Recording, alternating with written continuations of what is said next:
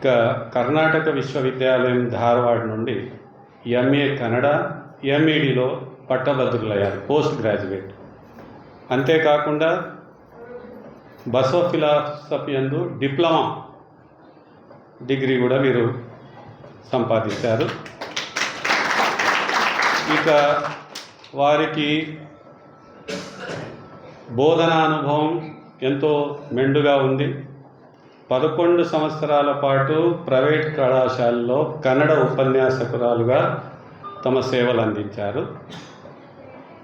అంతేకాకుండా 15 నెలలు జిల్లా అక్షరాస్యతా బృందం నందు జిల్లా కార్యదర్శిగా తమ అత్యుత్తమమైన సేవలు అందించారు.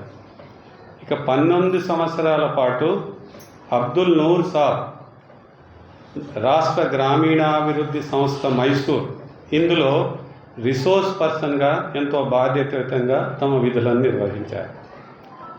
ఇక వీరికి కన్నడ సాహిత్యం పట్ల ఎంతో అభిరుచి ఉంది, అభిమానం ఉంది, నిష్ఠ ఉంది. పలు రచనలు వారు కన్నడలో చేశారు. వారు చేసిన ముఖ్యమైన రచనలు, కన్నడ రచనలు మెహందీ, ದಾವಣಿ ಹುಡುಗಿ, ಬಿಸಿಲೂರಿಗೆ ಕವನ. ఈ రచనలు వారి ద్వారా వెలువడ్డాయి. అంతేకాకుండా అమ్మన హాడుಗಳು, ఆసరికి బ్యాసరికి అనే సంకలనాలు ఇవి కన్నడ దినపత్రికలో ప్రచురితమయ్యాయి. ఇప్పుడు ప్రస్తుతం అచ్చులో ఉన్నాయి. అవి కూడా పుస్తక రూపంలో వెలువడనున్నాయి. ఇక వీరికి పలు సంస్థల ద్వారా జరిగిన సన్మానాలు, ఇచ్చిన అవార్డుల గురించి చెప్తాను. దావణి హుడిగి అనే ఈ సంకలనానికి ఇది పద్య రూపంలో ఉంది, గేయ రూపంలో కవన సంకలనం ఇది. దీనికి కర్ణాటక సాహిత్య పరిషత్ సమీర్వాడి వీరిచే నగదు పురస్కారం అందించబడింది మన అక్కగారికి. ఇక కర్ణాటక రచయిత్రుల సంఘం నుండి విశిష్ట లేఖకురాలిగా సన్మానం కూడా వీరికి లభించింది. ఎంబి దేశపాండే ప్రతిష్టాన్ వీరి ద్వారా సృజనశీల లేఖకులుగా అవార్డు వీరికి ఇవ్వడం జరిగింది. కన్నడ సాహిత్య పరిషత్ బీదర్ ద్వారా వీణా శాంతేశ్వర్ అవార్డు 2020లో వీరికి వరించింది. 2021లో కన్నడ సాహిత్య పరిషత్ బీదర్ ద్వారా ప్రభురావ్ కంబ్లివాళే అవార్డుతో వీరికి సన్మానించడం జరిగింది. 2022లో విశ్వ కన్నడిగుల సంస్థ నుండి కళ్యాణ కర్ణాటక కాయకరత్న అనే అవార్డుతో వీరికి సన్మానించడం జరిగింది. ఇక బసవ కేంద్రం ద్వారా భూమి తాయి అవార్డు 2022లో వీరికి ఇచ్చి సన్మానించడం జరిగింది. కన్నడ సాహిత్య పరిషత్ బీదర్ ద్వారా జయదేవి తాయి లిగాడే అవార్డు 2023లో వీరికి ఇచ్చి సన్మానించడం జరిగింది. అదేవిధంగా బీదర్ జిల్లా ప్రభుత్వ పాలనా విభాగం ద్వారా 2023 సంవత్సరంలో రాష్ట్ర అవతరణ దినోత్సవం సందర్భంలో వీరికి అవార్డుతో సన్మానించడం జరిగింది. అందుకు గాను వారికి మన కరతాళ ధ్వనులతో అభినందనలు తెలుపుదాం. ఇంత గొప్ప సాహితీవేత్త, సాహితీ రంగంలో వారు విశిష్టమైన సేవలు అందించారు. అది మనందరికీ గర్వకారణము. ఈ రోజుల్లో బసవధర్మీయులే బసవ సాహిత్యం పట్ల ఇంత ఆసక్తి చూపడం లేదు, అందులో ఎలాంటి పరిశోధనలు చేయడం లేదు. వారు ఈ శరణ సాహిత్యం పైన ఉండే వారి యొక్క ఆసక్తి కొలది తమ జీవితాన్ని ఈ శరణ సాహిత్యం కొరకు, వచన సాహిత్యం కొరకు అంకితం చేసిన ఒక గొప్ప త్యాగశీలి సహోదరి రజియా బల్బట్టి గారు. వారు ఈరోజు మన జహీరాబాద్కి రావడం మన అందరి అదృష్టంగా భావించాలి. ఎందుకంటే మనం వచన సాహిత్యం గురించి లేదా శరణ సాహిత్యం గురించి ఎంత మనం అధ్యయనం చేసినా అది గొప్ప కాదు. కానీ వారు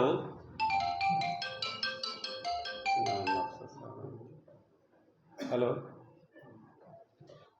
अनुभव मंडप में आइए जल्दी. हाँ यही पुराना अनुभव मंडप, आइए जल्दी आइए, स्टार्ट हो गया. यहीं है ना अपना, आप आए ना पांडंग, ये अपना श्री राम मोहल्ला, नहीं श्री राम मोहल्ला, जामे मस्जिद के जहाँ से रास्ते को है देखिए. हाँ आइए जल्दी. नहीं ठीक है आइए, प्रोग्राम चल रहा है.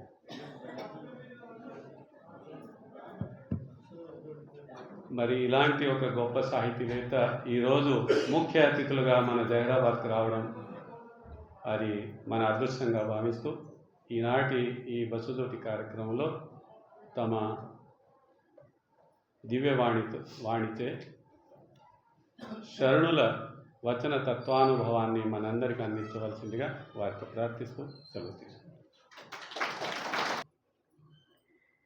ದೇವಲೋಕದವರಿಗೂ ಬಸವಣ್ಣನೇ ದೇವರು, ಮರ್ತ್ಯಲೋಕದವರಿಗೂ ಬಸವಣ್ಣನೇ ದೇವರು, ನಾಗಲೋಕದವರಿಗೂ ಬಸವಣ್ಣನೇ ದೇವರು, ಮೇರುಗಿರಿ ಮಂದರಗಿರಿ ಮೊದಲಾದವೆಲ್ಲಕ್ಕೂ ಬಸವಣ್ಣನೇ ದೇವರು, ಚನ್ನಮಲ್ಲಿಕಾರ್ಜುನಯ್ಯ ಎನಗೂ ನಿಮ್ಮ ಶರಣರಿಗೂ ಬಸವಣ್ಣನೇ ದೇವರು. ಇಂಥ ಅಪ್ಪ ಗುರು ಬಸವಣ್ಣರನ್ನು ಎಲ್ಲ ಶರಣರನ್ನು ಸಂತರನ್ನು ಮನದಾಳದಿಂದ ಸ್ಮರಿಸಿಕೊಳ್ಳುತ್ತಾ ಜಹೀರಾಬಾದಿನ ಎಲ್ಲ ನನ್ನ ಹಿರಿಯರಿಗೂ ತಾಯಂದ್ರಿಗೂ ಶರಣಾರ್ಥಿ. ನಾ ಇವತ್ತು ಹೆಂಗೆ ಅನುಭವ ಮಾಡ್ಕೊಳಕತ್ತೀನಿ ಅಂತಂದ್ರೆ, ಕಾಶ್ಮೀರದ ಅರಸ ಮೋಳಿಗೆ ಮಾರಾಯ ಯಾವ ರೀತಿ ಬಸವಣ್ಣರ ತತ್ವಗಳಿಗೆ ಹೋಗಿ ತನ್ನ ರಾಜತ್ವವನ್ನು ಎಲ್ಲವನ್ನ ಬಿಟ್ಟು ಹೇಗೆ ಕಲ್ಯಾಣಕ್ಕೆ ಬಂದ್ರಲ್ಲ, ನಾನಿವತ್ತು ಇಲ್ಲಿ ತಮ್ಮನ್ನು ಹುಡ್ಕೊಂಡು ಬಂದಿದ್ದೀನಿ ಅಂತಂದ್ರೆ ಇದೆಲ್ಲ ಸಾಧ್ಯ ಆಗೋದು ಎಲ್ಲಿ ಅಂತಂದ್ರೆ ಕೇವಲ ನಮ್ಮ ಬಸವ ತತ್ವದಲ್ಲಿ ಅನ್ನುವಂಥದ್ದನ್ನು ನಾನು ಭಾಳ ಚಂದ ಅರ್ಥ ಮಾಡ್ತೀನಿ. ನನ್ನದು ದೂರದ ಬಾಗಲಕೋಟೆ ಜಿಲ್ಲೆಗೂ ಜಹೀರಾಬಾದಿಗೂ ಎತ್ತಣ ಸಂಬಂಧವಯ್ಯ ಅನ್ನುವಂಥದ್ದದ. ಆದರೆ ಈ ಸಂಬಂಧ ಎಲ್ಲಾದರೂ ಸೃಷ್ಟಿ ಆಗುತ್ತಾ ಅಂತಂದ್ರೆ ಬಸವಣ್ಣನವರ ತತ್ವಗಳಲ್ಲಿ ಸೃಷ್ಟಿ ಆಗುತ್ತಾ ಅನ್ನುವಂಥದ್ದು. ಯಾಕಂತಂದ್ರೆ ಬಸವಣ್ಣ ಮನೆ ಕಟ್ಟಿಲ್ರಿ, ಮನಸ್ಸು ಕಟ್ಟಿದ್ರು. ಅದೇನಾದರೂ ಸಾಧ್ಯ ಆಗತ್ತಾ ಅಂತಂದ್ರೆ ಬಸವ ತತ್ವದಲ್ಲಿ ಮಾತ್ರ ಸಾಧ್ಯ ಆಗತ್ತಾ. ಹಾಗಾಗಿನ ನಾವೆಲ್ಲ ಮನಸ್ಸು ಕಟ್ಟುವಂಥ ಕೆಲಸ ಇಲ್ಲಿ ನಡೀತಾ ಇರುವಂಥದ್ದು ಭಾಳ ಖುಷಿ ಕೊಡುವಂಥದ್ದು. ನಮ್ಮೆಲ್ಲ ಹಿರಿಯರು ಹೇಳ್ತಾ ಇದ್ದರು, ಇಲ್ಲಿ ನಾವು ಎಷ್ಟು ಸುಮಾರು 652ನೇ ಕಾರ್ಯಕ್ರಮ ಇವತ್ತಿನ ದಿವಸ, 62ನೇ ಕಾರ್ಯಕ್ರಮ ಇವತ್ತಿನ ದಿವಸ ನಡೀತೈತಿ ಅಂತಂದ್ರೆ ಅಲ್ಲಿ ನಿಜವಾಗಿಯೂ ನಮಗಿರುವಂಥ ಬದ್ಧತೆ ಮತ್ತು ಆ ತತ್ವಕ್ಕಿರುವಂಥ ಪ್ರೀತಿ ಮತ್ತು ವಿಶ್ವಾಸ ಅಂತ ನಾವೆಲ್ಲ ಅನ್ಕೋತೀವಿ. ಈಗ ನಾವು ನೋಡ್ತೀವಿ ಮನೆಗೊಂದೊಂದು ಸಂಘಟನೆಗಳು ಶುರು ಆಕ್ಕಾವ್ರಿ.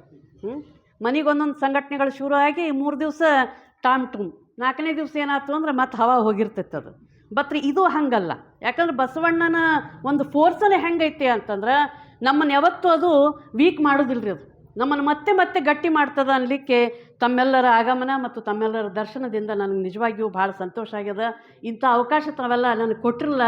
ತಮ್ಮ ಮನಸ್ಸುಗಳಿಗೆ ನಾನು ಮೊದಲು ಶರಣುಗಳನ್ನು ಅರ್ಪಿಸಿ, ನನಗೆ ಅಣ್ಣವ್ರು ಏನು ಹೇಳಿದರು ಅಂತಂದ್ರೆ ವಚನ ಸಾಹಿತ್ಯದಲ್ಲಿರುವಂಥ ಮಾನವೀಯ ಮೌಲ್ಯಗಳ ಬಗ್ಗೆ ಒಂದಿಷ್ಟು ವಿಚಾರಗಳನ್ನು ಹಂಚಿಕೊಡ್ರಿ ಅನ್ನುವಂಥ ಮಾತನ್ನು ಹೇಳಿದರು. ವಚನ ಸಾಹಿತ್ಯ ಅಂದ್ರೇ ಬಸವಣ್ಣ ಅಂದ್ರೇ ವಚನ ಸಾಹಿತ್ಯ. ಹಾಗಿದ್ದಾಗ ಬಸವಣ್ಣ ಕೇವಲ ಒಬ್ಬ ವ್ಯಕ್ತಿ ಅಲ್ಲ, ಒಂದು ಶಕ್ತಿ, ಒಂದು ಯುಕ್ತಿ ಅಂತ ನಾನು ಯಾವಾಗಲೂ ಹೇಳ್ತೀನಿ. ಈಗಿನ ಈ ಅಸಹಿಷ್ಣುತೆಯ ಸಮಯದಲ್ಲಿ ನಾವೆಲ್ಲಾದರೂ ನೆಮ್ಮದಿಯಿಂದ ಬದುಕ್ತೀವಿ, ಶಾಂತಿ ಸಮಾಧಾನದಿಂದ ಬದುಕ್ತೀವಿ ಅಂತಂದ್ರೆ ಅದು ಕೇವಲ ಬಸವಣ್ಣನವರ ಸಾಹಿತ್ಯ ಮತ್ತು ಈ ವಚನ ಸಾಹಿತ್ಯ ಮತ್ತು ಶರಣರ ಬದುಕು ಅಂತ ನಾನು ಹೇಳಲಿಕ್ಕೆ ಬಯಸ್ತೀನಿ. ನಾವು ಯಾರು ನಿಜವಾಗಿಯೂ ವಚನ ಸಾಹಿತ್ಯವನ್ನು ಪ್ರೀತಿ ಮಾಡ್ತೀವಿ, ಶರಣರನ್ನು ಪ್ರೀತಿ ಮಾಡ್ತೀವಿ, ಈಗೇನು ಒಂದು ಕಡೆ ಈ ಅಸಹಿಷ್ಣುತೆ ಅಂತ ನಡ್ಕೊಂಡು ಬಂದೈತಲ್ಲ ಅದು ಉಳಿಯೋದೇ ಇಲ್ಲ. ನಮಗೇನು ಅನಿಸೋದಿಲ್ಲ. ಅದು ನಾನು ನನ್ನ ಪಾಡಿಗೆ ನಮ್ಮ ಅಪ್ಪನ ನೆನೆಸ್ಕೊಂಡು ನಾನು ನನ್ನ ಪಾಡಿಗೆ ಲಿಂಗ ಪೂಜೆ ಮಾಡಿಕೊಂಡು ಕಾಯಕ ಮಾಡ್ಕೊಂಡು ನಿಷ್ಠೆಯಿಂದ ಅದೀನಿ. ಯಾವ ಅಸಹಿಷ್ಣುತೆನೂ ಕಾಡೋದಿಲ್ಲ, ಯಾವ ದಾಹನೂ ಕಾಡೋದಿಲ್ಲ, ಯಾವ ಮೋಹನೂ ಕಾಡೋದಿಲ್ಲ. ಹಾಗಿದ್ದಾಗ ನಾವು ನಿಜವಾಗಿಯೂ ಶಾಂತಿ ಸಮೃದ್ಧಿಯಿಂದ ಬದುಕಲಿಕ್ಕೆ ಇಲ್ಲಿ ಮಾತ್ರ ಸಾಧ್ಯ ಅನ್ನುವಂಥ ಮಾತನ್ನು ನಾನು ತಮ್ಮ ಜೊತೆ ಹಂಚ್ಕೊಳ್ಳಿಕ್ಕೆ ಬಯಸ್ತಾ ಇದ್ದೀನಿ. ವೈದಿಕ ಧರ್ಮಕ್ಕೆ ವಿರುದ್ಧವಾಗಿ ಹುಟ್ಟಿಕೊಂಡದ್ದು ನಮ್ಮ ಬಸವ ಧರ್ಮ. ಈ ಬಸವ ಚಳವಳಿಯೊಳಗೆ ಜಗತ್ತಿನಲ್ಲಿ ವಿಶಿಷ್ಟವಾದಂಥ ಇದು ಚಳವಳಿ ಅಂತ ನಾವು ಹೇಳ್ತೀವಿ. ಇಲ್ಲಿ ಕಾರ್ಮಿಕರು, ನಮ್ಮ ರೈತರು, ದಲಿತರು, ಮಹಿಳೆಯರು, ರಾಜಕೀಯ ಎಲ್ಲ ಸೇರಿದಂತೆ ಈ ಚಳವಳಿಯ ಮುಖ್ಯ ಧಾರೆಗಳನ್ನು ನಾವಿಲ್ಲಿ ಬಸವ ಚಳವಳಿಯೊಳಗೆ ಕಾಣ್ತೀವಿ. ಬಸವಣ್ಣನ ಒಳಗಡೆ ಬುದ್ಧ, ಅಂಬೇಡ್ಕರ್, ಗಾಂಧಿ, ಪೆರಿಯಾರನ್ನು ಕಾಣುತ್ತಾರಾನೆ ಬುದ್ಧ ಮತ್ತು ಗಾಂಧಿ, ಪೆರಿಯಾರ್ ಅವರ ತತ್ವಗಳಲ್ಲಿ ಬಸವಣ್ಣನವರನ್ನು ಕಾಣ್ತೀವಿ ಅಂತಂದ್ರೆ ಅಲ್ಲಿರುವಂಥ ಅಗೋಚರ ಒಂದು ಸಂಬಂಧ.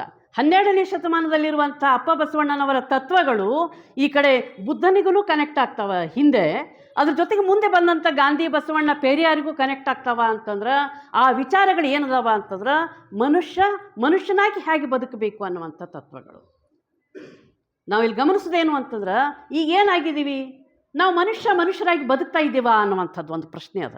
ನಾವೆಲ್ಲ ಅದೀವಿ ಅಷ್ಟೇ, ಆದರೆ ನಿಜವಾಗಿಯೂ ಮನುಷ್ಯರಾಗಿ ಬದುಕಲಿಕ್ಕತ್ತೀವೇನು ಅಂತ ವಿಚಾರ ಮಾಡಿದ್ರೆ ಅದು ಈ ಕೇವಲ ಸಿಗ್ತೈತೆ ಅಲ್ಲೇ ಅಂತಂದ್ರೆ ನಮ್ಮ ಶರಣ ಸಾಹಿತ್ಯದಲ್ಲಿ ಮತ್ತು ಶರಣರ ಬದುಕಿನಲ್ಲಿ. ಅದನ್ನು ನಾವು ಓದಿದವಾಗ ಮಾತ್ರ ನಾವು ಮನುಷ್ಯರಾಗ್ತೀವಿ ರೀ, ಇಲ್ಲಾಂದ್ರೆ ನಾವು ಮನುಷ್ಯರಾಗದೇ ಇಲ್ಲ, ನಾನು ನಂಬಿದಂಥ ರೀತಿಯೊಳಗೆ. ಹಾಗಿದ್ದಾಗ ಅದೆಲ್ಲವನ್ನು ನಾವು ತಿಳ್ಕೊಳ್ಳೋಕ್ಕೆ ಸಾಧ್ಯ ಎಲ್ಲಿ ಅಂತಂದ್ರೆ ನಮ್ಮ ವಚನ ಸಾಹಿತ್ಯದಲ್ಲಿ ಮತ್ತು ಶರಣರ ಬದುಕಿನಲ್ಲಿ ಅಂತ. ಹೀಗಾಗಿ ನಿಜವಾದ ಬಸವ ಅನುಯಾಯಿ ಯಾರು ಅಂತಂದ್ರೆ ಅವ ಜಾತಿವಾದಿಯಾಗಿರುವುದಿಲ್ಲ, ಕೋಮುವಾದ ಆಗಿರುವುದಿಲ್ಲ, ಮತ್ತು ಅವ ಯಾವುದೇ ಮೂಢನಂಬಿಕೆ ಈ ಏನು ಅಂಧಶ್ರದ್ಧೆಗಳದಾವ, ಮಹಿಳೆಯರ ಶೋಷಣೆ ಅದಾವ, ಅಥವಾ ಲಿಂಗಭೇದ ಅದಾವ, ಅಸಮಾನತೆ ಅದಾವ, ಅವು ಮಾಡೋದೇ ಇಲ್ರಿ. ಯಾರು ಇವನ್ನೆಲ್ಲ ಮಾಡೋದಿಲ್ಲಲ್ಲ ಅವ ಮಾತ್ರ ನಿಜವಾಗಿಯೂ ಏನು ಅಂತಂದ್ರೆ ಬಸವ ಅನುಯಾಯಿ ಅಂತ ಹೇಳ್ಕೊಬೇಕು. ಆದರೆ ಇತ್ತೀಚೆಗೆ ನಾವೆಲ್ಲ ಏನು ಅನ್ಕೋತೀವ್ರಿ, ನಾವೆಲ್ಲರೂ ಬಸವ ಅನುಯಾಯಿ ಅಂತೀವಿ, ಮಾಡೋದೆಲ್ಲ ಮಾಡೋದೆಲ್ಲ ಈ ಕೆಲಸಗಳು. ಹಾಗಿದ್ದಾಗ ಬಸವ ಅನುಯಾಯಿ ಹೇಗಾಗ್ತೀರಿ? ಯಾಕೆ ನಮ್ಮ ಅಪ್ಪನ ನೀವು ಅಸಹ್ಯ ಮಾಡ್ತೀರಿ ಅಂತೀನಿ ನಾವು, ನಮ್ಮ ಅಪ್ಪಗೆ ಯಾಕೆ ನೀವು ಮೋಸ ಮಾಡ್ತೀರಿ ಅನ್ನುವಂಥದ್ದು ನಾವು ಪ್ರಶ್ನೆ ಕೇಳುವಂಥ ಸ್ಥಿತಿಯೊಳಗೆ ನಾವು ಅದೀವಿ ಅನ್ನುವಂಥ ಹಿನ್ನೆಲೆಯೊಳಗೆ ವಚನ ಸಾಹಿತ್ಯ ಅನ್ನುವಂಥದ್ದು ಸಮಾನತೆ, ಕಾಯಕ, ದಾಸೋಹ, ಪ್ರಾಮಾಣಿಕತೆ, ವಿನಯ ಮತ್ತು ಈ ನಿಜವಾಗಿಯೂ ಎಲ್ಲ ಜೀವಿಗಳು ಕಲ್ಯಾಣ ರೀತಿಯಿಂದ ಅಥವಾ ಸಮಾನತೆಯ ರೀತಿಯಿಂದ ಮಾನವೀಯ ಮೌಲ್ಯಗಳಿಂದ ಬದುಕಲಿಕ್ಕೆ ಹೇಳಿದ್ದು ಅನ್ನುವಂಥದ್ದನ್ನು ನಾವು ಅರ್ಥೈಸಿಕೊಳ್ಳೋದು ಭಾಳ ಮುಖ್ಯ. ಇಲ್ಲಿ ನಾವು ಗಮನಿಸಬೇಕು, ನಾನು ಒಂದು ಮಾತನ್ನು ತಮ್ಮ ಜೊತೆ ಹಂಚ್ಕೊಳ್ಳಿಕ್ಕೆ ಬಯಸ್ತೀನಿ. ಬಸವಣ್ಣರು ಸಹಿತ ನಿಮ್ಮ ಥರನೇ ಹುಟ್ಟಿದವರು. ಅವ್ರು ಹೆಂಗೆ ದೈವತ್ವಕ್ಕೂ ಆದರು? ಇಲ್ಲಿ ಮುಖ್ಯವಾಗಿ ಇರುವುದೇನು ಅಂತಂದ್ರೆ ಆ ತಂದೆ ತಾಯಿಗಳ ಸಂಕಲ್ಪ, ಮಾದಲಾಂಬಿಕೆಯರ ಸಂಕಲ್ಪ, ಅದು ಭಾಳ ಮುಖ್ಯ ಐತ್ರಿ. ನಮ್ಮಲ್ಲೂ ಮಕ್ಕಳು ಹುಟ್ಟತಾವಲ್ಲ, ನಮ್ಮ ಮನ್ಯಾಗ ಹೆಂಗೆ ಹುಟ್ಟತಾವ ನಮ್ಮ ಮಕ್ಕಳು? ಗದ್ದಲ್ದಾಗ ಹುಟ್ಟಿರ್ತಾವ್ರಿ ಅವು. 3-4 ತಿಂಗಳಾದರೂ ನಾ ತಾಯಿಗೆ ಗೊತ್ತಿಲ್ಲ, ನಾ ತಂದೆಗೆ ಗೊತ್ತಿಲ್ಲ ನಾನು ಗರ್ಭಿಣಿ ಅಂತ. ದವಾಖಾನಿಗೆ ಹೋದಾಗ ಗೊತ್ತಾಗೋದ್ರಿ. ದವಾಖಾನಿಗೆ ಹೋಗಿ ಇಲ್ರಿ ನೀವು 4 ತಿಂಗಳಿಂದ ಗರ್ಭಿಣಿ ಆಗಿದ್ದೀರಿ, ನೀವು ರೆಸ್ಟ್ ತೊಗೋಬೇಕು ಅಂತ ಅವ್ರು ಹೇಳಿಬಿಡ್ತಾರೆ. ಆ ಡಾಕ್ಟ್ರು ಹೇಳಿದ ಕೂಡಲೇ ಮುಗೀತು. ಇವರು ರೆಸ್ಟ್ ಅಂತೆ ಕ್ವಾಟ ಮ್ಯಾಗ ಕುಂತ್ಬಿಟ್ಟು ಮಾಡ್ತಾರೇನು ಕೆಲಸ ಅಂತಂದ್ರೆ ಮೊಬೈಲ್ ನೋಡೋದು, ಟಿ ವಿ ನೋಡೋದು. ಈ ಪ್ರಭಾವಗಳು ನನ್ನ ಗರ್ಭದಲ್ಲಿರುವಂಥ ನನ್ನ ಮಗುವಿಗೆ ಹೆಂಗಾಗತ್ತಾ ಅಂತ ಎಲ್ಲಾದ್ರೂ ನಾವು ತಂದೆ ತಾಯಿಗಳು ವಿಚಾರ ಮಾಡಿವೇನ್ರಿ? ನಮ್ಮ ಸಂಕಲ್ಪಗಳೇನಿರ್ತಾವ ಆವಾಗ? ಏನಿಲ್ಲ.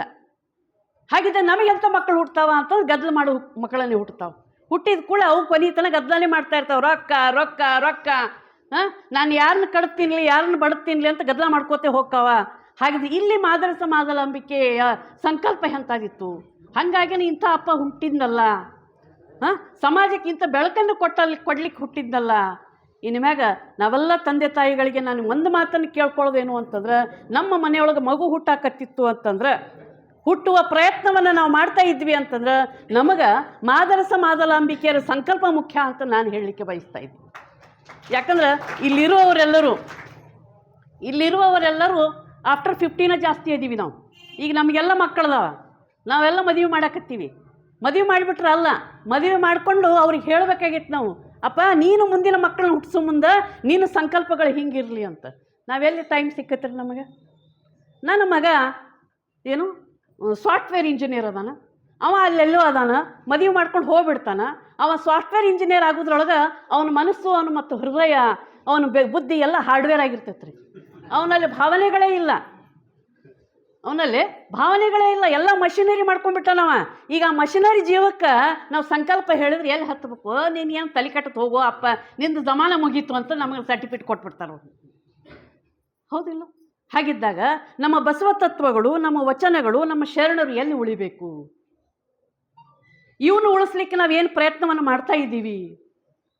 ನಮ್ಮ ಇನ್ನೊಂದು ಸಿಸ್ಟಮ್ ಏನಾಗೈತಿ ಅಂತಂದ್ರೆ 3 ವರ್ಷಕ್ಕೆ ನಮ್ಮ ಮನ್ಯಾಗ ಮಗು ಹುಟ್ಟಿತು ಅಂತಂದ್ರೆ ನಾವು ಮೊದಲು ಅದಕ್ಕೆ ಯಾವ ಸಾಲಿ ಚಲೋ ಅದ, ಇಂಗ್ಲೀಷ್ ಮೀಡಿಯಮ್ಮು ಅಂತ ಅದ್ರ ಬಗ್ಗೆ ತಲೆ ಕೆಡ್ಸ್ಕೊತೀವಿ. ನನ್ನ ಮಗ ಇಂಗ್ಲೀಷ್ನೊಳಗನ ನನಗೆ ಮಮ್ಮಿ ಅನ್ಬೇಕು, ಡ್ಯಾಡಿ ಅನ್ಬೇಕು ಅಂತೀವಿ ಹೊರತು ಅಪ್ಪ ಅನ್ಬೇಕು, ಅವ್ವ ಅನ್ಬೇಕು ಅಂತ ಎಂದೂ ಬಯಸೋದಿಲ್ಲ ರೀ. ನಾವೆಲ್ಲರೂ ಅಂಥ ಹುಚ್ಚರದೀವಿ ನಾವು. ಮಂದ್ಯಾಗ ನಿಂತಾಗ ನನ್ನ ಮಗ ಏನು ಅನ್ಬೇಕು? ಡ್ಯಾಡಿ ಅನ್ಬೇಕು ನನಗೆ, ಪಪ್ಪ ಅನ್ಬೇಕು ನನಗೆ, ಮಮ್ಮಿ ಅನ್ಬೇಕು ನನಗೆ. ಹಾಗಿದ್ದಾಗ ನಾವು ನನ್ನ ಮಕ್ಕಳಿಗೆ ಏನನ್ನು ಕಲಿಸ್ತಾ ಇದ್ದೀವಿ? ಮುಂದಿನ ಜಮಾನದೊಳಗೆ ನಮ್ಮ ಬದುಕು ಹೆಂಗಾಗುತ್ತೆ? ಈಗನೇ ನಾವೆಲ್ಲ ಸುಖದಿಂದ ಅದೀವಿ ಅಂತ ಅಲ್ಲ, ಬಹಳಷ್ಟು ಸಮಸ್ಯೆಗಳ ಮಧ್ಯೆ ಬದುಕ್ತಾ ಇದ್ದೀವಿ. ಇಲ್ಲೇನಾದರೂ ಸ್ವಲ್ಪ ಉಸಿರಾಡ್ತೀವಿ ಅಂತಂದ್ರೆ ಅಪ್ಪನ ನೆನಪು, ಅಪ್ಪ ಕೊಟ್ಟಂಥ ಸಾಹಿತ್ಯ. ಮುಂದಿನ ದಿನಮಾನಕ್ಕೆ ನಮ್ಮ ಮಕ್ಕಳಿಗೆ ಅದನ್ನು ನಾವು ಪರಿಚಯ ಮಾಡಿಕೊಡ್ಲಿಲ್ಲ ಅಂತಂದ್ರೆ ನಮ್ಮ ಮಕ್ಕಳು ಏನು ಮಾಡ್ತಾವ? ಈ ಚಿಂತನೆಯನ್ನು ಸಹಿತ ನಾವೆಲ್ಲ ಮಾಡುವ ಅವಶ್ಯಕತೆ ಐತಿ ಅನ್ನುವಂಥ ಮಾತನ್ನು ತಮ್ಮ ಜೊತೆ ಹಂಚಿಕೊಂಡು, ಹಾಗಿದ್ದಾಗ ನಮಗೆ ಇಂಥ ಬಸವಣ್ಣನಂಥವು, ಗಾಂಧಿ ಅಂಥವ್ರು, ಅಂಬೇಡ್ಕರ್ ಅಂಥವ್ರು, ಭಗತ್ ಸಿಂಗ್ನಂಥ ಮಕ್ಕಳು ಹುಟ್ಟಬೇಕು ಅಂತಂದ್ರೆ ನಮಗೆ ಆ ಒಂದು ಸಂಕಲ್ಪ ಎಷ್ಟು ಅವಶ್ಯ ಅನ್ನುವಂಥದ್ದು ಸಹಿತ ನಾವು ಗಮನಿಸೋದು ಬಹಳ ಮುಖ್ಯ. ಹಾಗಿದ್ದವಾಗ ಮಾತ್ರ ಮುಂದಿನ ಸಮಾಜಕ್ಕೆ ಮತ್ತೆ ಇವ್ರು ಹುಟ್ಟು ಬರ್ತಾರೆ. ಇಲ್ಲಿಗೆ ಸುಮ್ಮನೆ ನಾವು ಹಾಡ್ತೀವಿ, ಮತ್ತೆ ಹುಟ್ಟಿ ಬಾ, ಮತ್ತೆ ಹುಟ್ಟಿ ಬಾ. ಹುಟ್ಟಿ ಬಂದಾಗ ಏನು ಮಾಡಿದ್ವಿ? ಗಡಿಪಾರು ಮಾಡಿದ್ವಿ. ಹುಟ್ಟಿ ಬಂದಾಗ ಆತಿಗೆ ಎಷ್ಟು ಕಷ್ಟ ಕೊಟ್ವಿ, ಗುಂಡು ಹೊಡೆದ್ವಿ ಗಾಂಧಿಗೆ. ಮತ್ತೆ ಹುಟ್ಟು ಬಾ ಅಂತ ಏನು ಯಾವ ಮಾತಿಂದ ಹೇಳ್ಬೇಕು ನಾವು? ನಮ್ಮ ಆತ್ಮವಂಚನೆಯನ್ನು ಮಾಡ್ಕೊಂಡು ಎಷ್ಟು ಸಲ ನಾವು ಬದುಕಲಿಕ್ಕೆ ಸಾಧ್ಯ ಅನ್ನುವಂಥ ವಿಚಾರವನ್ನು ಸಹಿತ ನಾವಿಲ್ಲಿ ಮಾಡ್ಕೊಳ್ಳೋದು ಬಹಳ ಮುಖ್ಯ ಅನ್ನುವಂಥ ಮಾತನ್ನು ಹೇಳ್ತಾ, ಹೀಗಿದ್ದಾಗ ಅವರು ನಮ್ಮ ಶರಣರು ವೈದಿಕ ವ್ಯವಸ್ಥೆಯನ್ನು ಎದುರು ಹಾಕ್ಕೊಂಡು ಒಂದು ಹೊಸ ಸಮಾಜವನ್ನು ಆಗೇನು ಕಟ್ಟಿದ್ರಲ್ಲ, ಆಗ ಮುಖ್ಯವಾಗಿ ಮಹಿಳೆಯರನ್ನು ಮೇಲೆ ಕೊಟ್ಟವರು. ನಾನಿವತ್ತು ಮಾತಾಡ್ತಾ ಇದ್ದೀನಿ ಅಂತಂದ್ರೆ ಇಲ್ಲಿ ಬಂದು ಅಪ್ಪ ಕೊಟ್ಟಂಥ ಸ್ವಾತಂತ್ರ್ಯ ರೀ. ಈಗಿನ ಪ್ರಜಾಪ್ರಭುತ್ವ ಸ್ವಾತಂತ್ರ್ಯ ಇಲ್ಲ. ಈಗ ನಾವೆಲ್ಲ ಅನ್ಕೋತೀವಿ ಪ್ರಜಾಪ್ರಭುತ್ವದಲ್ಲಿ ಬದುಕಾಕತ್ತೀವಿ ಅಂತ. ಈ ಪ್ರಜಾಪ್ರಭುತ್ವದೊಳಗೆ ನೋಡ್ರಿ, ಮಣಿಪುರದೊಳಗೆ ಎಂತಿಂಥ ಘಟನೆಗಳು ನೋಡ್ದು. ಯಾವ ಪ್ರಧಾನಿ ಮಾತಾಡಿದ? ಯಾರು ಮಾತಾಡಿದರು? ಮತ್ತೆ ನಾವು ಶೋಷಣೆಯನ್ನು ಅನುಭವಿಸಿ ನಾವು ಹಂಗೆ ಕೂತೀವಲ್ಲಿ. ಇಲ್ಲಿ ನಮಗೆ ನಿಜವಾದ ಸ್ವಾತಂತ್ರ್ಯ ಸಿಕ್ಕಿಲ್ಲ. ನಿಜವಾದ ನಮಗೆ ಸ್ವಾತಂತ್ರ್ಯ ಸಿಗಬೇಕು ಅಂತ ನಮಗೆ ಧ್ವನಿ ಎತ್ತಿದವರು ನಮ್ಮಪ್ಪ ಬಸವಣ್ಣ. ಹಾಗಾಗಿನ ಅನುಭವ ಮಂಟಪದೊಳಗೆ ತಮ್ಮ ಪಕ್ಕದಲ್ಲಿ ನಮ್ಮನ್ನು ಕೂಡಿಸಿಕೊಂಡು, ನೀವು ಸಹಿತ ಬರೀರಿ, ನೀವು ಸಹಿತ ಓದ್ರಿ, ನಿಮ್ಮ ಅನುಭವಗಳನ್ನು ಹಂಚಿಕೊಡ್ರಿ ವಚನದ ಮುಖಾಂತರ ಅಂತ ಹೇಳ್ಕೊಳ್ಳಿಕ್ಕೆ ವೇದಿಕೆಯನ್ನು ಆಗ ಅವ್ರು ಕೊಟ್ಟರು. ಹಾಗಾಗಿನ ಕಸ ಗುಡಿಸುವಂಥಕ್ಕಿ ಅಥವಾ ಮೈಮಾರಿ ಬದುಕುವಂಥವಳು ಸೂಳೆ ಸಂಕವೇ ಅಂಥವ್ರು ಬಂದು ಅನುಭವ ಮಂಟಪದೊಳಗೆ ಮಾತಾಡ್ತಾರ ಅಂತಂದ್ರೆ ಆಗ ಅವ್ರು ಎಂಥ ಸಮಾಜವನ್ನು ಕಟ್ಟಿದ್ರು. ಈಗ ನಾವು ಅವ್ರನ್ನ ಮಗ್ಳು ಕರ್ಕೋತೀವೇನ್ರಿ? ನಮ್ಮ ನಗರಸಭೆಯೊಳಗೆ, ನಮ್ಮ ಪಂಚಾಯತಿಯೊಳಗೆ ಕಸ ಗುಡಿಸುವಾಕಿ ಏನಾರ ಬಂದ್ರೆ ನಾವು ಮತ್ತೆ ಕಿಲೋಮೀಟ್ರ್ ದೂರ ಹಾರ್ತೀವಿ. ಒಬ್ಬ ಮೈ ಮಾರ್ಕೊಂಡು ಬದುಕುವಂಥ ತಾಯಿ ಬಂದ್ಲು ಅಂತಂದ್ರೆ ಆಕೆ ಯಾವ ಕಾರಣಕ್ಕಾಗಿ ಈ ಪರಿಸ್ಥಿತಿ ಬಂದ್ಲು ಅಂತ ವಿಚಾರ ಮಾಡಕತ್ತಿಲ್ಲ, ಆಕೆ ಅದನ್ನು ಮಾಡಕತ್ತಾಳಲ್ಲ ಅಂತ ನಾವು ದೂರ ಹೋಗ್ತೀವಿ. ಹಾಗಿದ್ರಾಗೆ ಇನ್ನೂ ನಮ್ಮ ಚಿಂತನೆಗಳು ಎಲ್ಲಿದಾವ? ಅದಕ್ಕಂತ ಹೇಳೇನ ಆಗ ಅವರು ಹೆಣ್ಣನ್ನು ಯಾವ ರೀತಿ ನೋಡಿಕೊಂಡ್ರು. ಮನು ಮಹರ್ಷಿ ಆಗಲೇ ಹೇಳಿಬಿಟ್ಟ, ನ ಸ್ತ್ರೀ ಸ್ವಾತಂತ್ರ್ಯ ಮಾರಹತಿ. ಆಕೆ ಅಲ್ಲ, ಮನುಷ್ಯ ಅಲ್ಲಕಿ. ಆಕೆ ಅಂದ್ರೆ ನರಕ, ಆಕೆ ಅಂದ್ರೆ ಅಪವಿತ್ರ, ಆಕೆ ಅಂದ್ರೆ ಲೆಕ್ಕಿಲ್ದಾಕಿ, ಬರೇ ಮಕ್ಕಳನ್ನ ಹುಟ್ಟಿಸಾಕಿ ಅಂತ ನಮಗೆ ಲೇಬಲ್ ಕೊಟ್ಬಿಟ್ಟಿದ್ರು. ಆದ್ರೆ ಹಂಗಲ್ಲ.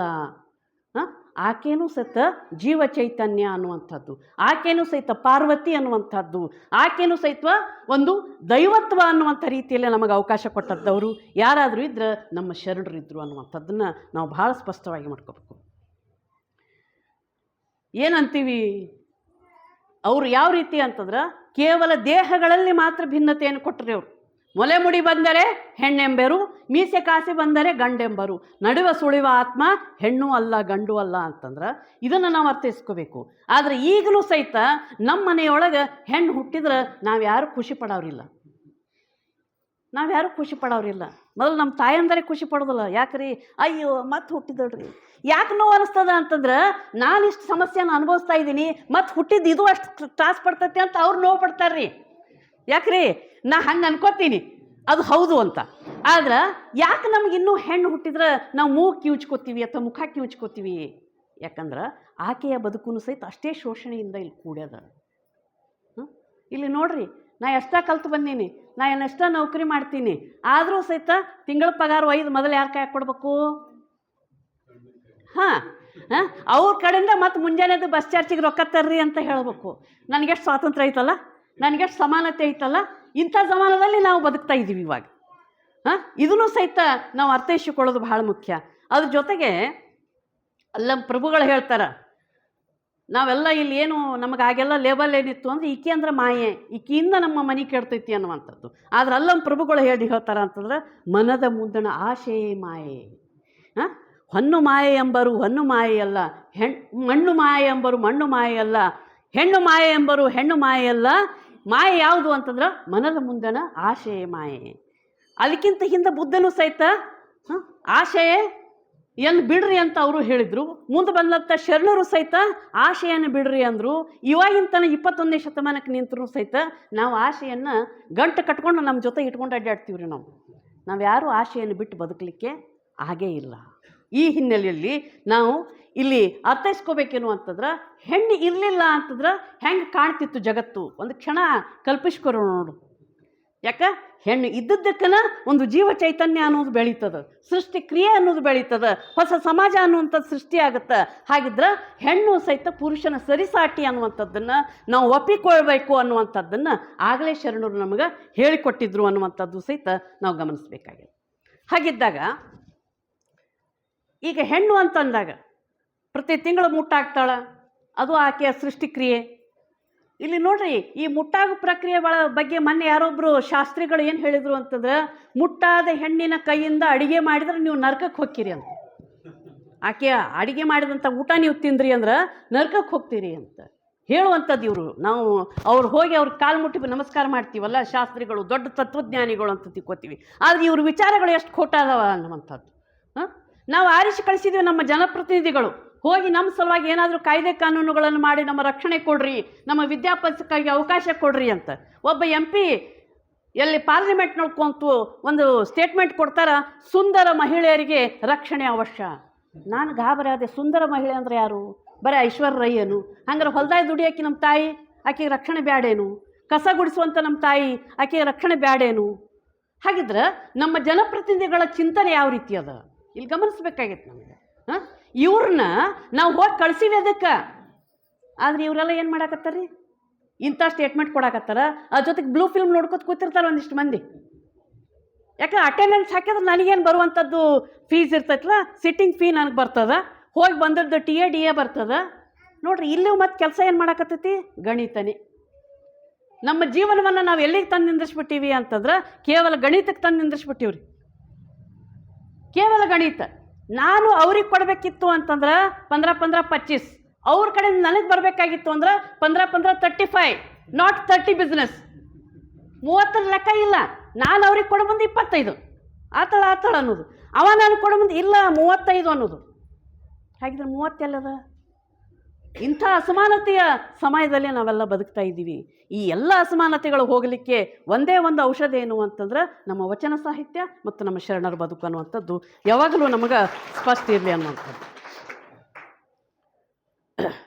ಅದಕ್ಕೆ ನಾನು ಯಾವಾಗಲೂ ಒಂದು ಮಾತನ್ನು ಹೇಳಲಿಕ್ಕೆ ಬಯಸ್ತೀನಿ.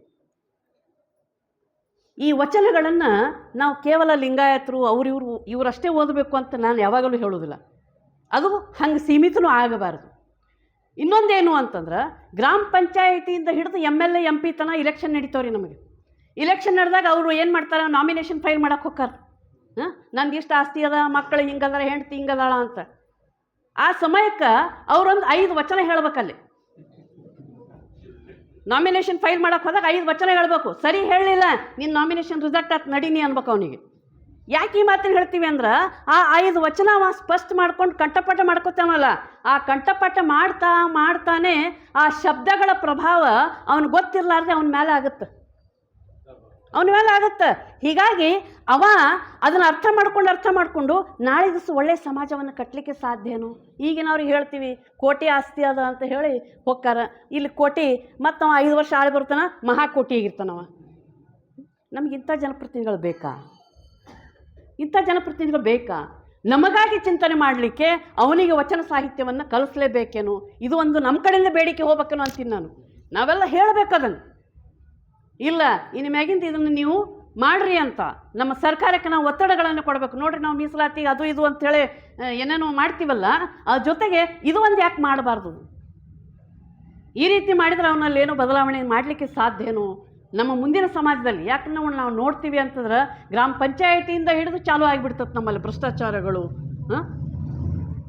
ಹಾಗಿದ್ದಾಗ ಅದಕ್ಕೇನಾದರೂ ಕಡಿವಾಣ ಹಾಕಲಿಕ್ಕೆ ಸಾಧ್ಯ ಏನು ಅನ್ನುವಂಥ ಮಾತನ್ನು ನಾನು ತಮ್ಮ ಜೊತೆ ಹಂಚ್ಕೊಳ್ಳಿಕ್ಕೆ ಬಯಸ್ತೀನಿ.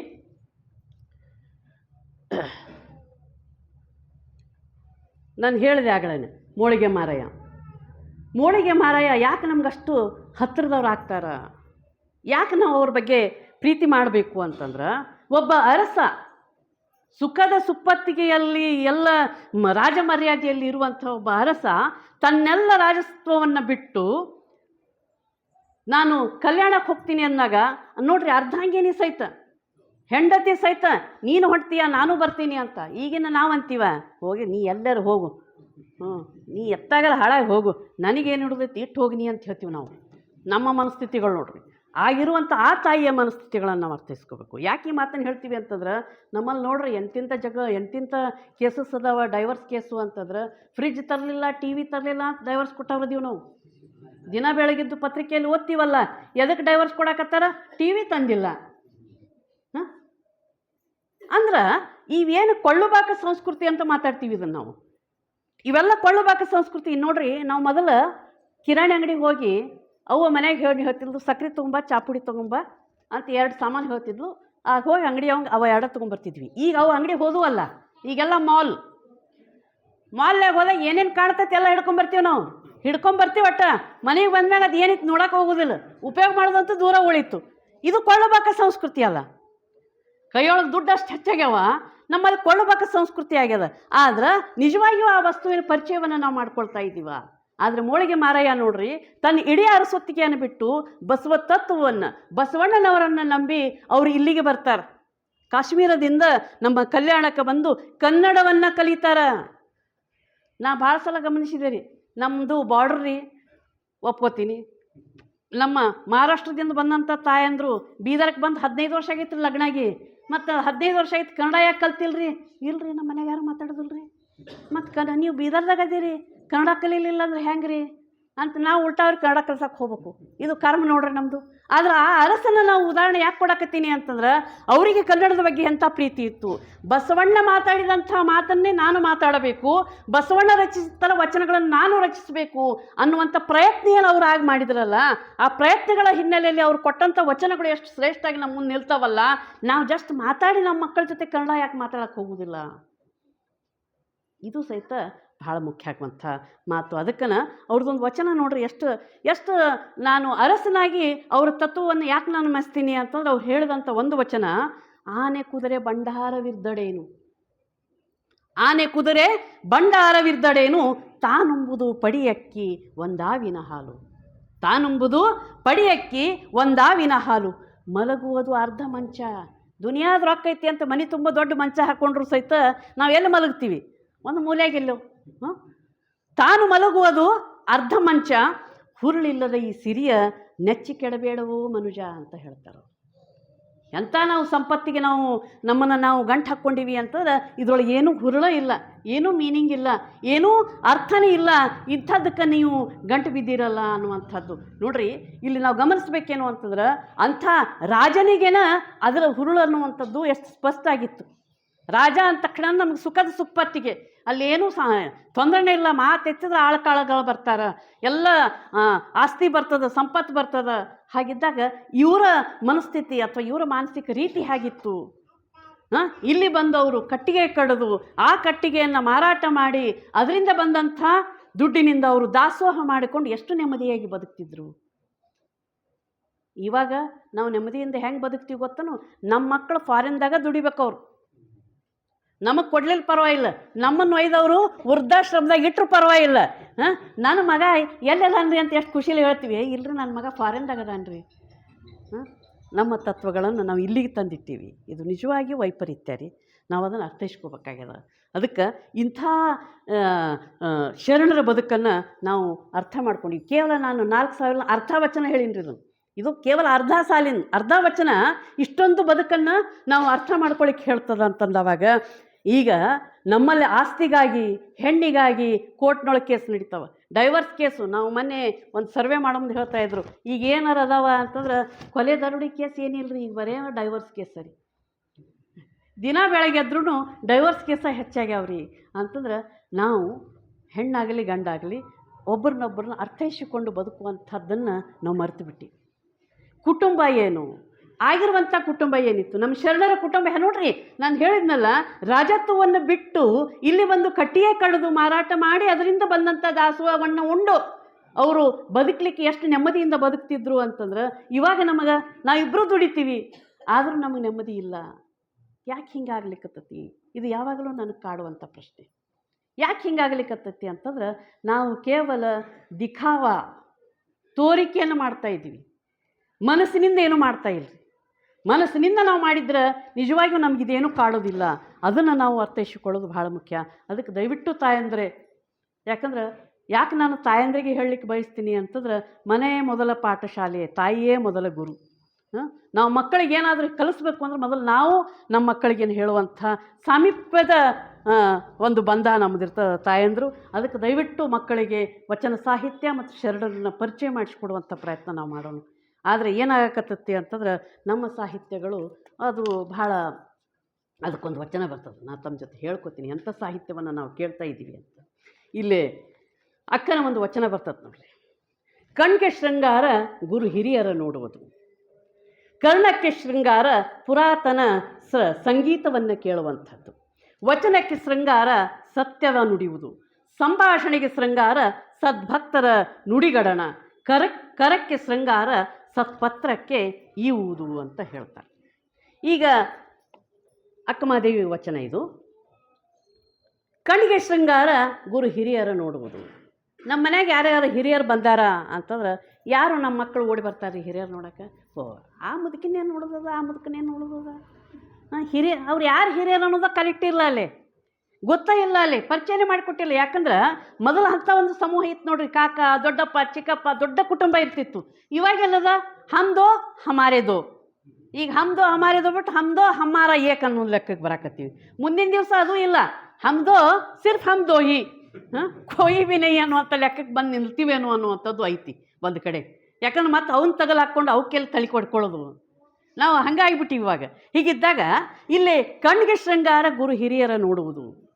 ಇಲ್ಲಿ ಯಾಕೆ ಈ ಮಾತನ್ನು ಹೇಳ್ತೀವಿ ಅಂತಂದ್ರೆ ಗುರು ಹಿರಿಯರನ್ನು ನೋಡಬೇಕು ಅಂತಂದ್ರೆ ಕೇವಲ ಅವ್ರಂತಲ್ಲ, ನಮ್ಮ ಶರಣರೆಲ್ಲ ಗುರು ಹಿರಿಯರೇ ಆಗ್ತಾರೆ. ಅವ್ರ ಬಗ್ಗೆ ನೋಡುವಂಥದ್ದು. ಇಲ್ಲಿ ಹಾಕಿದಂಥ ಚಿತ್ರಗಳು ನೋಡಿದಾಗ ಎಷ್ಟು ಒಂದು ರೀತಿ ಆಯಾ ಒಂದು ಭಾವನೆಗಳು ಬರ್ತಾವೆ ನಮಗೆ. ನಮ್ಮ ಇವನ್ನೆಲ್ಲ ನೋಡಿದಾಗ ಈ ಭಾವನೆಗಳನ್ನು ಅವರಲ್ಲಿ ಕ್ರಿಯೇಟ್ ಮಾಡೋಕೆ ಅವ್ರ ಸಾಹಿತ್ಯದ ಬಗ್ಗೆ ನಾವು ಪರಿಚಯ ಮಾಡಿಕೊಟ್ಟಾಗ ಗೊತ್ತಾಗತ್ತೆ ರೀ. ಇಲ್ಲಾಂದ್ರೆ ಏನೂ ಗೊತ್ತಾಗೋದಲ್ಲ, ಅದೊಂದು ಫೋಟೋ ಅಷ್ಟೇ. ಹೀಗಿದ್ದಾಗ ಅದನ್ನು ನಾವು ಯಾವ ರೀತಿ ಹುಟ್ಟಿಸ್ಬೇಕಾಗ್ಯದ ನಮ್ಮ ಮಕ್ಕಳಲ್ಲಿ ಅಂತ. ಈಗ ನಮ್ಮ ಪಂಚೇಂದ್ರಿಯಗಳಲ್ಲಿ ಮುಖ್ಯವಾಗಿ ನಮಗೆ ಪ್ರಚೋದನೆ ಕೊಡೋದು ಯಾವುದು ಅಂತಂದ್ರೆ ಮೇಜರ್ ಆಗಿ ನಮ್ಮ ಕಣ್ಣು ರೀ. ನಮ್ಮ ಕಣ್ಣು ಮೊದಲು ಪ್ರಚೋದನೆ ಮಾಡ್ತದೆ ಯಾವುದಕ್ಕೂ ಸಹಿತ. ಹೀಗಿದ್ದಾಗ ಇದಕ್ಕಂತೇಳೇನ ನಮ್ಮ ಕಣ್ಣಿನ ಪ್ರಚೋದನೆಯನ್ನು ತಡೆ ಹಿಡಿಬೇಕು ಅನ್ನುವಂಥದ್ದು ದೊಡ್ಡ ನಮ್ಮ ನಿಗ್ರಹದ ಒಂದು ಅಸ್ತ್ರ. ಅದು ಮಾಡ್ಲಿಕ್ಕಾಗಲಾರ್ದಕ್ಕೆ ನಾವು ಎಲ್ಲಿ ಕುಂತೀವಿ ಅನ್ನೋದು ಖಬರ್ ಇರಲಾರ್ದೆ ವಿಧಾನಸೌಧದಾಗಿರಲಿ ಪಾರ್ಲಿಮೆಂಟ್ನಾಗಿರಲಿ ಬ್ಲೂ ಫಿಲ್ಮ್ ನೋಡಿದವ್ರು ನಾವು, ಹೌದಿನ್ನಿಲ್ಲ. ಹೀಗಿದ್ದಾಗ ಅದನ್ನು ನಿಗ್ರಹಿಸಿಕೊಳ್ಳುವಂಥದ್ದು. ಈಗ ಅದ್ರ ಜೊತೆಗೆ ಕರ್ಣಕ್ಕೆ ಶೃಂಗಾರ ಪುರಾತನ ಸಾಹಿತ್ಯ ಅಥವಾ ಪುರಾತನ ಸಂಗೀತ. ಈಗಿನ ನಮ್ಮ ಸಂಗೀತಗಳು ಎಸ್ಪೆಷಲಿ ನಾ ಆಟೋದಾಗ ಹೋದಾಗ ಹೋಗು ಬಂದು ಭಾಳ ಗಮನಿಸ್ತಿರ್ತೀನಿ ರೀ. ನಮ್ಮ ಆಟೋದವ್ರು ಎಂಥ ಸಾಹಿತ್ಯ ಹಾಕಿರ್ತಾರೆ. ನಮ್ಮಪ್ಪ ಲೂಸು ನಮ್ಮವ್ವ ಲೂಸು ಅಂತ ಸಾಹಿತ್ಯ ಅಂತದ್ದು ಹಾಡ ಹಾಕ್ಯಾನ ಮೊನ್ನೆ ಒಬ್ಬನು. ಮತ್ತು ಅವರಿಬ್ಬರು ಲೂಸ್ ಹುಟ್ಟಿದ್ರೆ ಹುಟ್ಟಿದ ನಾ ಎಷ್ಟು ದೊಡ್ಡ ಲೂಸ್ ಇರಬಾರ್ದು ಅಂತ ನಾನು ವಿಚಾರ ಮಾಡ್ಕೊಳಕತ್ತೆ, ಹೌದಿಲ್ಲ? ಮತ್ತೆ ಅದು ಹಾಡು ಹಂಗೆ ಅದ, ನಮ್ಮಪ್ಪ ಲೂಸ್ ಅಂತ ನಮ್ಮವ್ವ ಲೂಸ್ ಅಂತ. ಅರೇ ನೋಡ್ರಿ, ಈ ಹಾಡು ಕೇಳಿದಂಥ ನಮ್ಮ ಮಕ್ಕಳು ಏನನ್ನ ಅವರು ರೂಢಿ ಮಾಡ್ಕೋತಾರ. ಅದ್ರ ಜೊತೆಗೆ ಇನ್ನೊಂದು ಹೊಸದು ಏನೋ ಒಂದು ಹಾಡು ಬಂದದ್ದು ನೋಡ್ರಿ ಮೊನ್ನೆ. ಅದೇನೋ ಲಂಗ ದಾವಣ್ಯಾಗ ಮಸ್ತ್ ಕಾಣ್ತೀನಿ ಲಾವಣ್ಯ, ಸಾಧ್ಯ ಆದರೆ ನಿನ್ನ ಫೋನ್ ನಂಬರ್ ಕೊಡು. ನಮ್ಮ ಫೋನ್ ನಂಬರ್ದಾಗ ಇಡೀ ನಮ್ಮ ಜೀವನಾನ ಮುಗಿದು ಬಿಡ್ತೈತೆ ಅಲ್ಲಿ. ಅದ್ರ ಒಂದರಿಂದ ನಾವು ಎಷ್ಟೊಂದು ವೈರುಧ್ಯಕ್ಕೆ ಹೋಗ್ತೀವಿ ನೋಡ್ರಿ. ಇಂಥವೆಲ್ಲ ಸಾಹಿತ್ಯ ಕೇಳಿ ನಮ್ಮ ಹುಡುಗರು ಅದನ್ನು ಹಾಡ್ತಾವ, ಗೊತ್ತಿಲ್ಲ ಅವಕ್ಕೇನೋ. ನಮ್ಮ ಮೊನ್ನೆ 6-7 ವರ್ಷದ ಹುಡುಗ ನನಗೆ ಗೊತ್ತಿಲ್ಲ, ಅದೆಲ್ಲೋ ಹಾಡ್ತಾರಲ್ಲ, ಈ ಗಣಪತಿ ಕುರ್ಸಿದಲ್ಲಿ ಅವನೇ ಹಾಡ್ತಾರೆ ರೀ, ಅವನ್ನ ಹಾಕ್ತಾರೆ. ಅದನ್ನು ನಾವು ಕೇಳ್ತಾವ, ಅದ್ರ ಪ್ರಭಾವ ಅದು ಹಾಡ್ತತಿ. ನಾ ಕೇಳಿದೆ, ಇರೋದು ಏನು ಅರ್ಥ, ನೀನು ಏನು ಗೊತ್ತಾಗ್ತಾನೆ? ಮಿಸ್ರಿ ಅಲ್ಲಿ ಹಾಕ್ಯಾರ್ರಿ, ಇಷ್ಟ ಹೇಳ್ತತ್ತದು. ಹೌದಪ್ಪ ಅವ್ರು ಹಾಕ್ಯಾರು, ನೀ ಕೇಳ್ದಿ, ತಪ್ಪು ನಿಂದಲ್ಲೋ ಬೇಟ, ತಪ್ಪು ನಮ್ದೈತಲ್ಲಿ. ಯಾಕಂದ್ರೆ ಎಂಥ ಸಾಹಿತ್ಯವನ್ನು ಕೇಳಬೇಕು, ಎಂಥ ಸಂಗೀತವನ್ನು ಕೇಳಬೇಕು ಅಂತ ನಮ್ಮ ಮಕ್ಕಳಿಗೆ ಕಲಿಸ ಇಲ್ಲಲ್ಲ ನಾವು. ನಮ್ಮ ಮಕ್ಕಳಿಗೆ ಕಲಿಸಿಲ್ಲ. ಹಾಗಿದ್ದಾಗ ಅವು ಏನು ಕೇಳ್ತಾವ?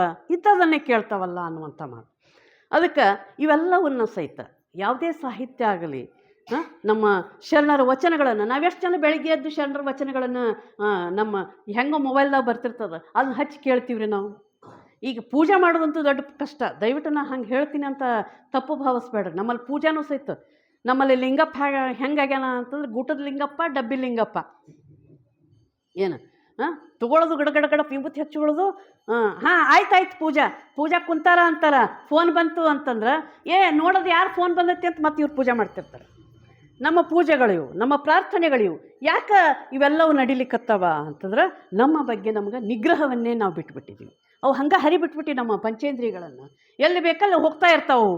ಹೋಗ್ತಾ ಇರುವಂಥ ಪಂಚೇಂದ್ರಿಯಗಳನ್ನು ನಾವು ಹಿಂಗೆ ಹರಿಬಿಟ್ಕೊಂಡು ಹೋದ್ವಿ ಅಂತಂದ್ರೆ ಇಡೀ ನಮ್ಮ ಬದುಕು ಏನಾಗುತ್ತೆ, ಎಷ್ಟು ದುರಂತಕ್ಕೆ ಎಡೆ ಮಾಡಿಕೊಂಡು ಹೋಗ್ತಾ ಇದ್ದೀವಿ ನಾವು ಅನ್ನುವಂಥದ್ದು ಸಹಿತ ಬಹಳ ಮುಖ್ಯ. ಅದ್ರ ಜೊತೆಗೆ ವಚನಕ್ಕೆ ಶೃಂಗಾರ, ಸತ್ಯವನ್ನು ನುಡಿಯುವುದು. ಗಾಂಧೀಜಿ ಅಂತ ತಕ್ಷಣ ನಮ್ಮ ಮುಂದೆ ನೆನಪಾಗೋದೇನು? ಸತ್ಯ ಮತ್ತು ಅಹಿಂಸೆ. ಅದರ ನಂತರ ಯಾರ ಹೆಸರು ಹೇಳ್ಬೇಕು ನಾವು? ಯಾರ್ದ್ರ ಹೆಸರು ಹೇಳ್ಬೇಕಲ್ಲ, ಸಾಧ್ಯನೇ ಆಗೋದಿಲ್ಲ. ಗಾಂಧಿ ನಂತರ ಯಾರ್ದ್ರ ಹೆಸರು ಹೇಳಲಿಕ್ಕೆ ಆಗೋದೇ ಇಲ್ಲ. ಫಸ್ಟ್ ನಾವು ಸಣ್ಣವರಿದ್ದಾಗ ಮೊದಲೇನು ಹೇಳ್ತಿದ್ವಿ? ಸತ್ಯ ಹರಿಶ್ಚಂದ್ರ ಸತ್ಯ ಅಂತ ಹೇಳ್ತಿದ್ವಿ. ಅದರ ನಂತರ ಅದರ ಪ್ರಭಾವದಿಂದಲೇ ಸತ್ಯವನ್ನು ಮಾತಾಡೋದು ನಾನು ಕಲಿತೆ ಅಂತ ಗಾಂಧೀಜಿಯವರು ತಮ್ಮ ಬಯೋಗ್ರಫಿ ಒಳಗೆ ಹೇಳ್ಕೊತಾರೆ. ಹಾಗಿದ್ದಾಗ ಅವ್ರನ್ನ ಇಟ್ಕೊಂಡು ಮಾತಾಡಕತ್ತೀವಿ ಅಂತಂದ್ರೆ ಗಾಂಧೀಜಿ ಅಂದ ತಕ್ಷಣ ಸತ್ಯ ಅಹಿಂಸೆ. ಹಾಗಿದ್ರೆ ಅದರ ನಂತರ ಯಾರಿಗೆ ಹೆಸರು ಹೇಳಬೇಕು ಅಂತಂದ್ರೆ ಯಾರೂ ಸಿಕ್ಕಿಲ್ಲ, ಯಾರೂ ಸಿಗೋದು ಇಲ್ಲ ಅನ್ನುವಂಥ. ಹೀಗಾಗಿ ನಮ್ಮದು ಒಟ್ಟಾಗಿ ನಮ್ಮದು ಹೆಂಗೆ ಆಗಕತ್ತತ್ತೆ ಅಂತಂದ್ರೆ ಯಾವುದೇ ವ್ಯವಸ್ಥೆ ಒಳಗೆ ನಾವು ಹೋಗಲಿ, ನಮ್ಮದು ಒಟ್ಟಾಗಿ ನಾಯಕರಿಲ್ಲಾರದಂಥ ನಾಯಕರು ಸಿಕ್ಬಿಟ್ಟಾರೆ. ನಮ್ಗೆ ನಾಯಕರೇ ಇಲ್ಲ. ನಾವೆಲ್ಲ ಬಿಳಿ ಅಂಗಿ ಹಾಕ್ಕೊಂಡು ನಾಯಕರಾಗಿದ್ದೀವಿ. ಆದರೆ ನಿಜವಾಗಿ ನಾಯಕರು ಯಾರು? ನಿಜವಾದ ನಾಯಕ ನಮ್ಮ ಬಸವಣ್ಣ. ಯಾಕೆ ಈ ಮಾತನ್ನು ಹೇಳ್ತೀವಿ ಅಂತಂದ್ರೆ ಎಲ್ಲ ವರ್ಗದವರ ಸಲುವಾಗಿ ಅವ್ರು ಚಿಂತನೆ ಮಾಡಿದ್ದರ್ರಿ. ಎಲ್ಲ ವರ್ಗದವ್ರನ್ನ ಅದಕ್ಕೆ ಹೇಳ್ತಾರೆ ಬಿದ್ದವರನ್ನು ಎತ್ತಿದವ ಬಸವಣ್ಣ ಅಂತ ಹೇಳ್ತಾರೆ. ಹೌದಿಲ್ಲ? ಅಂದ್ರೆ ನಾವು ಹೆಣ್ಮಕ್ಳಿಗೆ ಸ್ಥಾನ ಇರಲಿಲ್ಲ, ದಲಿತರಿಗೆ ಸ್ಥಾನ ಇರಲಿಲ್ಲ, ಅವರೆಲ್ಲರನ್ನ ಪ್ರೀತಿ ಮಾಡಿದವರು, ಅವರೆಲ್ಲರನ್ನ ತಮ್ಮ ಹತ್ತಿರಕ್ಕೆ ಕರ್ಕೊಂಡವರು. ಅಂಥ ನಾಯಕರು ಈಗೆಲ್ಲದಾರ? ಈಗ ಯಾರೂ ನಾಯಕರಿಲ್ಲ. ಪ್ರಜಾಪ್ರಭುತ್ವದಲ್ಲಿ ಎಲ್ಲ ನಾಯಕರನ್ನ ಕಳ್ಕೊಂಡು ನಾವೆಲ್ಲ ಬದುಕ್ತಾ ಇದ್ದೀವಿ. ಮತ್ತೆ ಹೇಳ್ಕೊಳ್ತಾ ಇದ್ದೀವಿ ನಾವು ಪ್ರಜಾಪ್ರಭುತ್ವ ಅಂತ. ವರ್ಷಕ್ಕೊಮ್ಮೆ ನಮ್ಮ ಪ್ರಧಾನಿಯವರು ಸಹಿತ ಮಾತಾಡಿ ಬಸವಣ್ಣ ಕೊಟ್ಟಂಥ ಪಾರ್ಲಿಮೆಂಟ್ ಅಂತ ದೊಡ್ಡದಾಗಿ ಹೇಳ್ಕೊಂಡು ಅವ್ರು ಪ್ರಚಾರ ತಗೋತಾರೆ. ಆದರೆ ಅಲ್ಲೇನು ಪಾರ್ಲಿಮೆಂಟು ಇಲ್ಲ ಅವ್ರ ದೃಷ್ಟಿಯಲ್ಲಿ. ಅದ್ಯಾವುದೇ ಅನುಭವ ಮಂಟಪದ ಚಿಂತನೆಗಳು ಇಲ್ಲ. ಹೆಣ್ಣು ಮಕ್ಕಳು ಬತ್ತಲೆಯಾಗಿ ಓಡಾಡಿದ್ರು ಸಹಿತ, ಅವರ ಮರ್ಯಾದೆಯನ್ನು ತೆಗೆದ್ರು ಸಹಿತ ಇವರೊಂದು ಸ್ಟೇಟ್ಮೆಂಟ್ ಕೊಡೋಕ್ಕಾಗಲಾರ್ದಂಥ ನಮ್ಮ ನಾಯಕರು ನಮ್ಮ ಸುತ್ತಲೂ ಇದ್ದಾರೆ. ಹಾಗಿದ್ದಾಗ ಇವರೆಲ್ಲರಿಗೂ ನಾವು ಏನು ಓದಿಸ್ಬೇಕಾಗೈತಿ ಅಂತಂದ್ರೆ ಬಸವ ತತ್ವ ಮತ್ತು ಶರಣ ತತ್ವ, ನಮ್ಮ ವಚನಗಳನ್ನು ಓದಿಸೋದು ಭಾಳ ಅನಿವಾರ್ಯ ಆಗೈತಿ ಅನ್ನುವಂಥ ಮಾತನ್ನು ನಾನು ತಮ್ಮ ಜೊತೆ ಹೇಳ್ತಾ, ಈಗ ಈ ಸತ್ಯ ಅನ್ನುವಂಥದ್ದು ಅಥವಾ ನಮ್ಮ ನಾಲಿಗೆ ಅನ್ನುವಂಥದ್ದು, ಅದಕ್ಕೆ ನುಡಿದರೆ ಮುತ್ತಿನ ಹಾರದಂತಿರಬೇಕು ಅಂತನ್ನುವಂಥದ್ದು. ಏನು ಹದುಳವಿದ್ದಿರೆ ಎಂದರೆ ನಿಮ್ಮ ಮೈಸೇರಿ ಹಾರಿ ಹೋವುದೇ. ನೋಡ್ರಿ, ನಾವು ಎಸ್ಪೆಷಲಿ ಈ ನಾದಿನಿಗಳು ವೈನಿಗಳು ಏನು ಅಂತಿರಲ್ಲ ನೀವು, ಆಕೆ ಬಂದ್ರೆ ನಾವು ಹೆಂಗೆ ಫೀಲ್ ಮಾಡ್ತೀವಿ? ಅಯ್ಯೋ ಬಂದ್ಲು, ತಲೆ ತಿನ್ನಕ್ಕೆ ಬಂದ್ಲು ಅನ್ನುವಂಥ ನೆಗೆಟಿವ್ನೆಸ್ಸನ್ನು ನಾವು ಬೆಳೆಸ್ಕೊಂಡಿದ್ದೀವಿ. ಇಲ್ಲಿದ್ದವಾಗ ಇದು ನಮ್ಮ ಮನಸ್ಸನ್ನು ತಿಳಿಗೊಳ್ಳುವಂತಹ ವಾತಾವರಣ ಸೃಷ್ಟಿಯಾಗುವುದಿಲ್ಲ. ಅಲ್ಲಿ ನಮ್ಮ ಮನಸ್ಸಿನ ತುಂಬ ಗೊಜಲುಗಳನ್ನು ನಾವು ಇಟ್ಟುಕೊಂಡು ಅವ್ರ ಜೊತೆ ಯಾವ ರೀತಿ ವರ್ತನೆಯನ್ನು ಮಾಡ್ತೀವಿ ಅಂತಂದ್ರೆ ಕೇವಲ ಶೋ. ಅದಕ್ಕೆ ಇಲ್ಲಿ ನನಗೆ ಯಾವಾಗಲೂ ಸಿದ್ದೇಶ್ವರ ಸ್ವಾಮೀಜಿ ಹೇಳುವಂಥ ಮಾತು ನೆನಪಾಗ್ತಿತ್ತು. ಏನು ಅಂತಂದ್ರೆ, ನೀವು ಸೂಜಿ ಕೆಲಸ ಮಾಡಿರಿ, ಕತ್ರಿ ಕೆಲಸ ಮಾಡಬೇಡ್ರಿ ಅಂತಿದ್ರು ಅವರು. ಸೂಜಿ ಕೂಡಿಸ್ತದ, ಅದು ಸಂಬಂಧಗಳನ್ನು ಬೆಸೀತದ. ಕತ್ರಿ ಏನು ಮಾಡ್ತದ? ತಕ್ಷಣ 2 ಭಾಗ ಮಾಡಿ ಒಗೆದು ಬಿಡ್ತದ. ಅದಕ್ಕೆ ನೀವು ಸೂಜಿ ಕೆಲಸ ಮಾಡಿರಿ. ಇದ್ರ ಹಿಂದಿರುವಂಥ ನಾವು ಅರ್ಥವನ್ನು ಅರ್ಥೈಸ್ಕೊಂಡಿವಿ ಅಂತಂದ್ರೆ ನಮ್ಮ ಕುಟುಂಬಗಳು ಭಾಳ ಚಂದ ನಡೀತಾವ. ಯಾಕೆ ನಾನು ಕುಟುಂಬದ ಬಗ್ಗೆ ಮಾತಾಡ್ತಾ ಇದ್ದೀನಿ ಅಂತಂದ್ರೆ, ನೋಡ್ರಿ, ಇತ್ತೀಚೆಗೆ ನಾವಿಬ್ಬರೂ ದುಡ್ಯಾಕೆ ಹೋಗ್ತೀವಿ, ಮಕ್ಕಳು ಏನು ಮಾಡ್ತಾವೋ ಗೊತ್ತಿಲ್ಲ.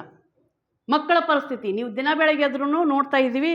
8ನೇ ಕ್ಲಾಸಿನ ಮಗಳು ಇವಾಗ ಗರ್ಭಿಣಿಯಾಗಿದ್ದಾಳೆ, ತಾಯಿಯಾಗಿದ್ದಾಳೆ. ನೋಡ್ರಿ, ಎಂತಿಂಥ ಘಟನೆಗಳಿವು. ಮೊದಲು ಬಾಲ್ಯ ವಿವಾಹ ನಡೀತಿದ್ದು ಅಂತ, ಈಗಿಲ್ಲ, ಬಾಲ್ಯ ವಿವಾಹಗಳಿಲ್ಲ. ಆದ್ರೆ ಗೊತ್ತಿಲ್ಲ ಮಗು ಹೆಂಗೆ ಗರ್ಭಿಣಿ ಆಗಿಬಿಟ್ಟದ, ಅದರಿಂದ ಮಗು ಹುಟ್ಟಕತ್ತದ. ಇದಕ್ಕೆ ಕಾರಣ ಯಾರು? ಇದಕ್ಕೆ ಮುಖ್ಯವಾಗಿ ನಾವು ಕಾರಣರು. ನಾವೇನು ತಂದೆ ತಾಯಿ ಇದೀವಲ್ಲ, ನಾವು ಕಾರಣರು. ನನ್ನ ಮಗುವನ್ನು ಯಾವ ರೀತಿ ಬೆಳೆಸಬೇಕು, ಯಾವ ರೀತಿಯ ಗುಣಗಳನ್ನು ಅದು ಕೊಡಬೇಕು, ಯಾವ ರೀತಿಯ ಸಂಸ್ಕಾರಗಳನ್ನು ಕೊಡಬೇಕು, ಯಾವ ಶಿಕ್ಷಣವನ್ನು ಕೊಡಬೇಕು ಅನ್ನುವಂಥದ್ರ ಬಗ್ಗೆ ನಾವು ಎಂದೂ ವಿಚಾರ ಮಾಡಿಲ್ಲ. ಮಾತಾಡಿದ್ರೆ ಏನಂತೀವಿ? ನಿನಗಂತ ಲಕ್ಷಗಟ್ಟಲೆ ಫೀಸ್ ಕೊಟ್ಟು ನಾನು ಇಂಥ ದೊಡ್ಡ ಶಾಲೆ ಕಳ್ಸೀನಿ ಅಂತ ಮಾತು ಹೇಳ್ತೀವಿ.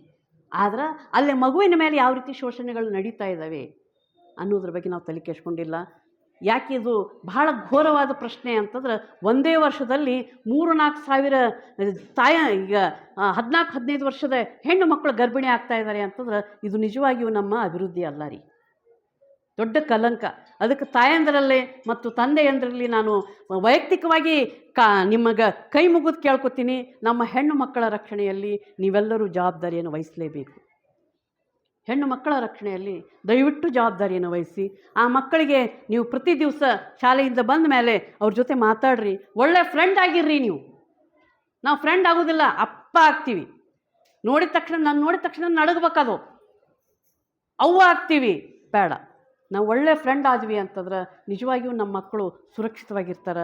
ಇಲ್ಲಾಂದರೆ ಇದೇ ರೀತಿಯ ಶೋಷಣೆಗಳು ನಡೀತಾವ ಅನ್ನುವಂಥದ್ದು ಭಾಳ ವೈಯಕ್ತಿಕವಾಗಿ ತಮ್ಮ ಮುಂದೆ ಮಾತಾಡಲಿಕ್ಕೆ ಬಯಸ್ತೀನಿ. ಹೀಗಾಗಿ ಇಲ್ಲಿ ಗಮನಿಸುವಂಥದ್ದೇನು ಅಂತಂದ್ರೆ, ನಮ್ಮ ಸುತ್ತಲೂ ನಡೀತಾ ಇರುವಂಥ ಮಕ್ಕಳ ಶೋಷಣೆ ಇರ್ಬೋದು, ಇವೆಲ್ಲ ಡೈವರ್ಸ್ ಘಟನೆಗಳಿರಬಹುದು, ಕುಟುಂಬ ಒಡೆಯುವಂಥ ರೀತಿಗಳಿರಬಹುದು, ಇವೆಲ್ಲವಕ್ಕೂ ಪರಿಹಾರ ಮೊದಲು ಸಿಗಬೇಕೇನು ಅಂತಂದ್ರೆ ನಮ್ಮ ವಚನ ಸಾಹಿತ್ಯದ ಅಧ್ಯಯನ.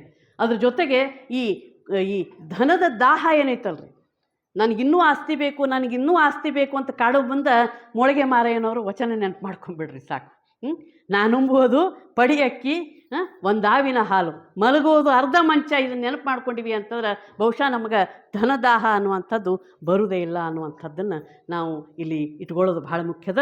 ಹೀಗಾಗಿ ನಮ್ಮ ಕುಟುಂಬಗಳು ಏನು ಆ ಒಂದು ಸುಖ ಸಮೃದ್ಧಿಯ ಕುಟುಂಬಗಳಾಗಿದ್ದು ಅವು ಮತ್ತೆ ನೋಡ್ಲಿಕ್ಕೆ ಸಿಗ್ತಾವ.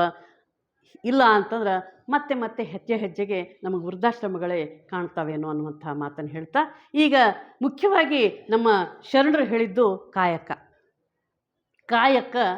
ಕಾಯವನ್ನು ಬಳಸಿ ಮಾಡುವಂಥ ಒಂದು ಕ್ರಿಯೆ ಅದು, ಅದರಿಂದ ಬರುವಂಥದ್ದು ಕಾಯಕ.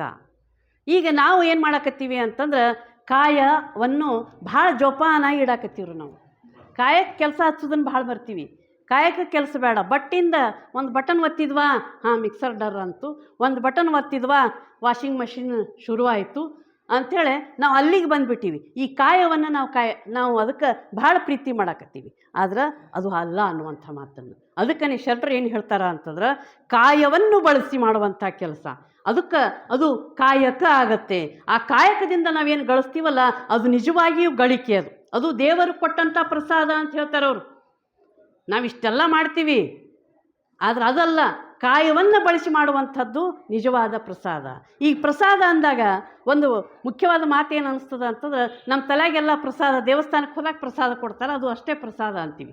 ಆದ್ರೆ ನಾನೇನಂತೀನಿ ಅಂತಂದ್ರೆ, ಈ ಸೂರ್ಯ, ಈ ಚಂದ್ರ, ಈ ಗಾಳಿ, ಮಳೆ, ನೀರು, ಇದೆಲ್ಲವೂ ಆ ದೇವರು ಕೊಟ್ಟಂಥ ಪ್ರಸಾದ ರೀ ನಮಗದು.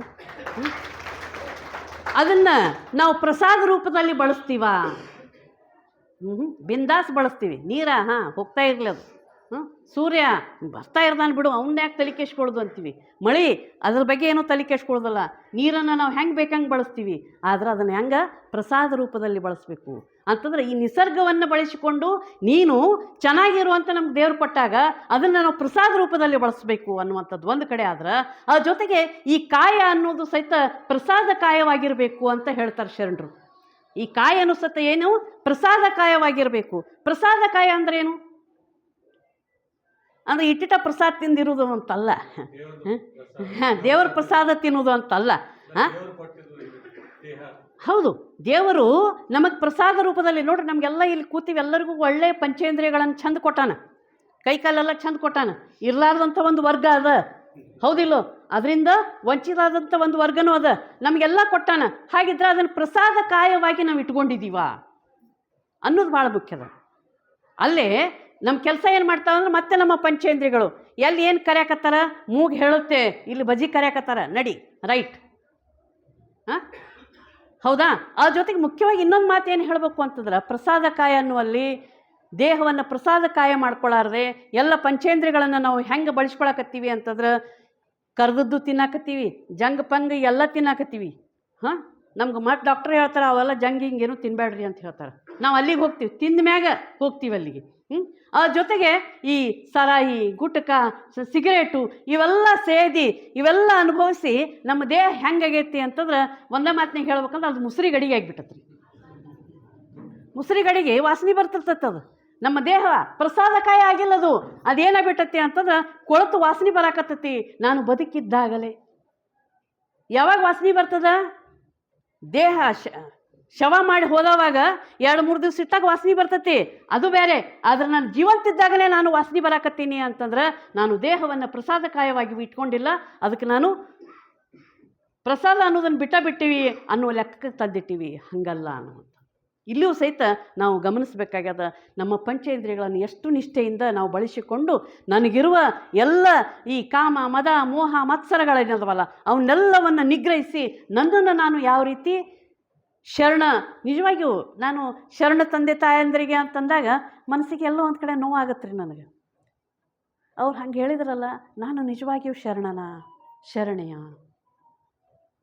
ನಾನು ಇನ್ನೂ ಎಲ್ಲೋ ತಪ್ಪಿದ್ದೀನಿ, ಇನ್ನೂ ನನ್ನನ್ನು ನಾನು ಸುಧಾರಿಸ್ಕೋಬೇಕಲ್ಲ ಅನ್ನುವಂಥ ಎಚ್ಚರದ ರೀತಿಯೊಳಗೆ ನಾನು ಅದನ್ನು ಸ್ವೀಕಾರ ಮಾಡ್ತೀನಿ. ಹಾಗಿದ್ದಾಗ ಇಲ್ಲಿ ಗಮನಿಸೋದೇನು ಅಂತಂದ್ರೆ ಇವೆಲ್ಲವನ್ನು ಹೊರಹಾಕಿ ನನ್ನ ದೇಹ ಪ್ರಸಾದಕಾಯ ರೂಪದಲ್ಲಿ ಹೇಗಿರಬೇಕು, ಹೇಗೆ ಶರಣರು ಹೇಳಿದ್ರಲ್ಲ ಆ ರೀತಿ ನಾನು ಯಾಕೆ ಬದುಕಲಿಕ್ಕೆ ಪ್ರಯತ್ನ ಪಡಬಾರ್ದು ಅನ್ನುವಂಥದ್ದನ್ನು ನಾನು ಅಳವಡಿಸ್ಕೊಂಡೆ ಅಂತಂದ್ರೆ ನಿಜವಾಗಿಯೂ ನಮ್ಮ ಬದುಕು ಚೆನ್ನಾಗಿ ನಡೀತದ ಅನ್ನುವಂಥ ಮಾತನ್ನು ಹೇಳ್ತಾ, ನಮ್ಮ ಬದುಕು ಶಾಂತಿ ಸಮಾಧಾನ ಸಂತೃಪ್ತಿಯಿಂದ ಕಳಿಬೇಕು ಅಂತಂದ್ರೆ ದಿನಾನೂ ನಾವು ನಸುಕಿನಲ್ಲಿ ಎದ್ದು, ಅವ್ರದ್ದು ವಚನ ಬರ್ತದೆ ಸುಪ್ರಭಾತದಲ್ಲಿ ಎದ್ದು ಅಂತ. ಈಗ ನಮ್ಗೆ ಸುಪ್ರಭಾತ ಎಲ್ಲಿ ಕಾಣಬೇಕು? ನಾವು ರಾತ್ರಿ ಮಲ್ಕೊಳ್ತಾನ ಎಲ್ಲರಿಗೂ ಗುಡ್ ನೈಟ್ ಹೇಳಿ ಅವ್ರ ಕಡೆಯಿಂದ ಗುಡ್ ನೈಟ್ ಹೇಳಿಸ್ಕೊಂಡು ಮಲ್ಕೊಳ್ತಾನ 2 ಗಂಟೆ ಆಗಿರ್ತೈತೆ ರೀ. ಮುಂಜಾನೆ ಅವ ಸೂರ್ಯ ಬಂದು ಮಾರಾಯ ನಾ ಬಂದು 2 ತಾಸು ಆತು ಹೇಳು ಅನ್ಬೇಕವ ನಮ್ಗೆ, ಆಗ ನಮಗೆ ಬೆಳಕಾಕತಿ. ಹಾಗೆ ಸುಪ್ರಭಾತದಲ್ಲಿ ಲಿಂಗ ಪೂಜೆ ಯಾವಾಗ ಮಾಡ್ತೀವಿ ನಾವು? ಇವೆಲ್ಲ ಪ್ರಶ್ನೆಗಳಿದ್ದಾವೆ. ಅದಕ್ಕೆ ನಾವು ನಸುಕಿನಲ್ಲೆದ್ದು ಲಿಂಗ ಪೂಜೆ ಮಾಡ್ತಾ ವಚನಗಳನ್ನು ಕೇಳ್ತಾ ಆ ವಚನಗಳನ್ನು ನಮ್ಮ ಮಕ್ಕಳಿಗೆ ಹೇಳ್ತಾ ನಮ್ಮ ಕುಟುಂಬ ನಮ್ಮ ಸಮಾಜವನ್ನು ವ್ಯವಸ್ಥಿತವಾಗಿ ಕಟ್ಕೊಂಡು ಹೋದ್ವಿ ಅಂತಂದ್ರೆ ನಿಜವಾಗಿಯೂ ಬಸವಣ್ಣ ಕಟ್ಟಿದಂಥ ಸಮಾಜ ಮತ್ತೆ ಕಟ್ಟಲಿಕ್ಕೆ ಸಾಧ್ಯ ಆಗುತ್ತೆ. ಇಲ್ಲ ಅಂದ್ರೆ ದಿನ ಬೆಳಗ್ಗೆದ್ದು ಕೊಡಿ ಬಡಿ ಕೊಲ್ಲು ಅನ್ನುವಂಥ ಗಿಳಿಕತಿ ಬರ್ತಿತ್ತಲ್ರಿ, ಹಂಗೆ ನಾವು ಆದ್ವಿ ಅಂತಂದ್ರೆ ಅದು ನಿಜವಾಗಿಯೂ ನಮ್ಮದು ಪ್ರಜಾಪ್ರಭುತ್ವನೂ ಅಲ್ಲ, ನಮ್ಮ ಬದುಕೂ ಅಲ್ಲ ಅನ್ನುವಂಥ ಮಾತನ್ನು ಹೇಳ್ತಾ ಅಂಥ ಬದ್ಧತೆಯನ್ನು ನಾವೆಲ್ಲ ನಮ್ಮ ಬದುಕಿನೊಳಗೆ ರೂಢಿ ಮಾಡ್ಕೊಳ್ಳೋಣ, ಅದನ್ನು ಅಳವಡಿಸಿಕೊಳ್ಳೋಣ ಅನ್ನುವಂಥ ಮಾತನ್ನು ಹೇಳ್ತಾ ಇಂಥ ಒಂದು ವೇದಿಕೆಯನ್ನು ಕಲ್ಪಿಸಿಕೊಟ್ಟಂಥ ಎಲ್ಲ ಶರಣ ಮನಸ್ಸುಗಳಿಗೆ ನಾನು ಭಾಳ ಖುಷಿಯಿಂದ ತಮ್ಮ ಜೊತೆ ಈ ಸಮಯವನ್ನು ಹಂಚ್ಕೊಂಡಲ್ಲ.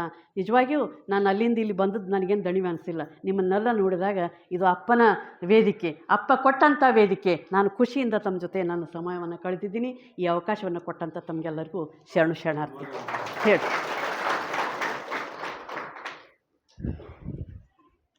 ಈಗ ಒಂದು 1000 ವರ್ಷದಿಂದಲೂ ಹೆಣ್ಣುಮಕ್ಕಳು ವಂಚನೆಗೆ ಗುರಿ ಆಗ್ತಾ ಇದ್ದಾರೆ, ಶೋಷಣೆಗೆ ಗುರಿ ಆಗ್ತಾ ಇದ್ದಾರೆ. ಅವ್ರಿಗೆ ಸಮಾನತೆ ಬೇಕು, ಸಮಾಜದಾಗ ಅವರಿಗೂ ಗಂಡಸರ ಜೊತೆ ಸಮಾನ ಹಕ್ಕುಗಳು ಬೇಕು ಅಂತ ಎಲ್ಲ ಮಹಾತ್ಮರು ಶರಣರು ನಮ್ಮ ರಾಜಕಾರಣಿ ನೇತಾಗಳು ಎಲ್ಲ ಹೋರಾಡಿದಕ್ಕೆ ಸಂವಿಧಾನದಾಗೂ ಅವ್ರಿಗೆ ಸಮಾನ ಹಕ್ಕು ಕೊಟ್ಟಿದ್ದಾರೆ ಅವ್ರಿಗೆ.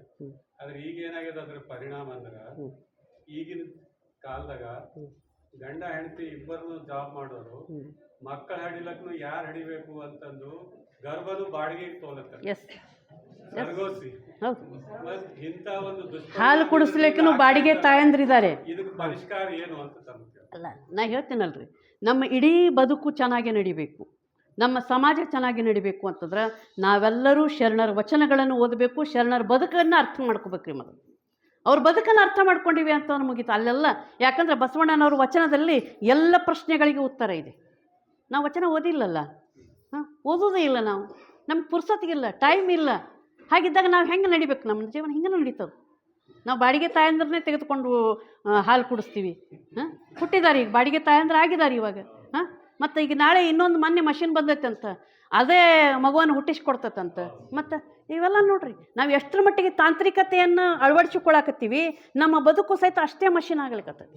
ಅಲ್ಲೇ ಆ ಒಂದು ಏನು ಪ್ರೀತಿ ಮಾಧುರ್ಯ ಆ ಸಾಮೀಪ್ಯ ಅದೇನು ಉಳಿಲಿಲ್ಲ, ಈಗ ಏನೂ ಉಳಿಲಿಲ್ಲ. ಅದೇ ಅಂದಲ್ಲ, ಶರಣರ ವಚನಗಳು, ಶರಣರ ಬದುಕು, ಇದು ಬಿಟ್ಟು ಬೇರೆ ಏನೂ ದಾರಿ ಇಲ್ರಿ. ಅವರೇ ನಮಗೆ, ಅವರನ್ನು ನಾವು ಎಷ್ಟು ಪ್ರೀತಿ ಮಾಡ್ತೀವಿ, ಎಷ್ಟು ಅವ್ರ ವಚನಗಳನ್ನು ಅಳವಡಿಸ್ಕೊಳ್ಳಿಕ್ಕೆ ಪ್ರಯತ್ನ ಪಡ್ತೀವಿ, ಆಗ ನಮ್ಗೆ ಪರಿಹಾರಗಳು ಸಿಗ್ತಾವೆ. ಅದು ಬಿಟ್ಟರೆ ಬೇರೆ ದಾರಿ ಇಲ್ಲ. ಶರಣ.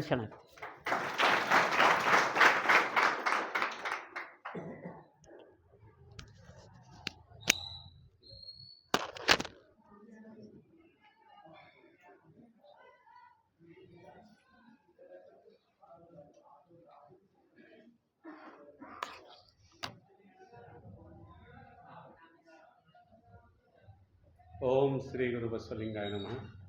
ఆత్మీయ శరణు బంధువులారా, ఈరోజు మన ఆత్మీయ సహోదరి రజియా బల్బట్టి గారు నేడు సమాజం ఎదుర్కొంటున్న సామాజిక సమస్యలపైన ఎంతో చక్కగా ఆనాడు శివశరణులు మనకు ఏం ప్రబోధించారు అంటే రాబోయే రోజుల్లో ఇటువంటి సమస్యలు ఎదుర్కోవలసి వస్తుందని ముందుగానే కనిపెట్టిన మన శివశరణులు అన్నిటికీ పరిష్కారం తమ వచనాల్లో చూపారు. అందుకొరకే అన్ని సమస్యలకు పరిష్కారం మనకు ఎక్కడ లభిస్తుందంటే వచన సాహిత్యంలోనే లభిస్తుంది అని ఒక మంచి సందేశాన్ని ఈరోజు సహోదరి రజియా బల్బట్టి గారు ఎంతో చక్కగా తనదైన శైలిలో అందరికీ అర్థమయ్యే విధంగా వారు వివరించారు. వారికి మన సమాజ్ తరపున మరొకసారి ధన్యవాదాలు, కృతజ్ఞతలు తెలియజేస్తున్నాను.